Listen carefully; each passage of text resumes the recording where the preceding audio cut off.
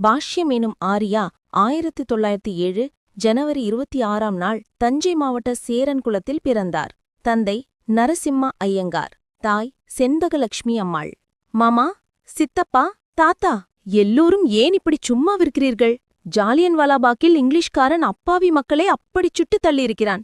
நீங்கள் கதை பேசிக் கொண்டிருக்கிறீர்களே. என்னடா செய்வது பாஷ்யம்? அவனை எப்படி தட்டி கேட்க? அதனால் அப்படியே விட்டுவிடுவதா?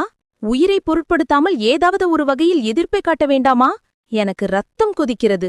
பாஷ்யத்திடம் சிறுவயதிலேயே தேசபக்தி சுடர்விட்டு பிரகாசித்தது. ஒருநாள் காந்திஜி பொதுக்கூட்டத்தில் உரையாற்றுவதைக் கேட்கும் வாய்ப்பு பாஷ்யத்திற்கு கிடைத்தது. அகிம்சை வழியிலேயே நாம் போரிடுவோம், விடுதலை பெறுவோம். காந்தி மகான் எவ்வளவு அழகாக நாம் செய்ய வேண்டியதை கூறுகிறார்.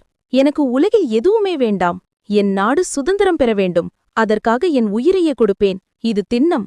தேசபக்தியை வளர்க்கும் நூல்களை பாஷ்யம் ஆர்வத்தோடு படிப்பார். பாஷ்யம், வெகு மும்முரமாய் படிக்கிறாயே. இந்த வருடம் வகுப்பில் முதல் மாணவனாக வரப்போகிறாய். நேற்று கூட இதே மாதிரி ஒரு புத்தகம் படித்துக் கொண்டிருந்தாய். நான் பாட புத்தகம் படிக்கவில்லையப்பா. இது தேசபக்தியை தூண்டும் ஒரு நூல். விவேகானந்தரின் உரைகள்.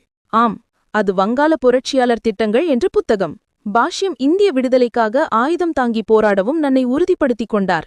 சைமன் கமிஷன் எதிர்ப்பு இயக்கத்தில் சேர்ந்தார். நண்பர்களே, அவர்களை இறங்க விடாதீர்கள்.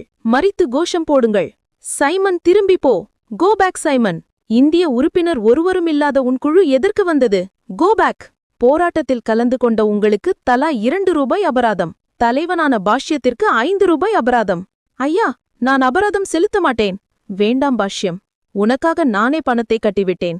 நீ படிப்பில் கவனம் செலுத்து. ஐயா, உங்கள் செயல் எனது தேசபக்திக்கு அவமானமாகும். நான் கல்லூரியிலிருந்து விலகிக் கொள்கிறேன்.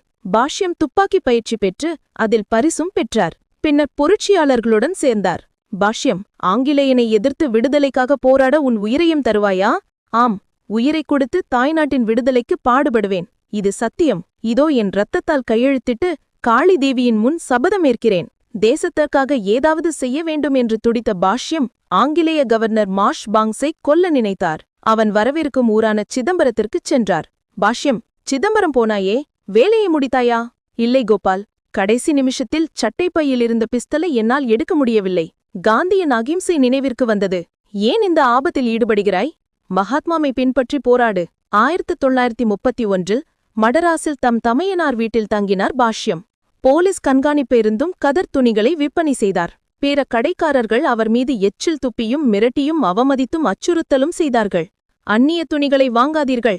ஐயா, அம்மா, நமது கைத்தறி துணிகளை வாங்குங்கள். நமது தொழில்களை காப்பாற்றுங்கள். ஏய், என்ன திமிரா? உன் துணிகளையும் உன்னையும் சேர்த்து எரித்து விடுவோம்.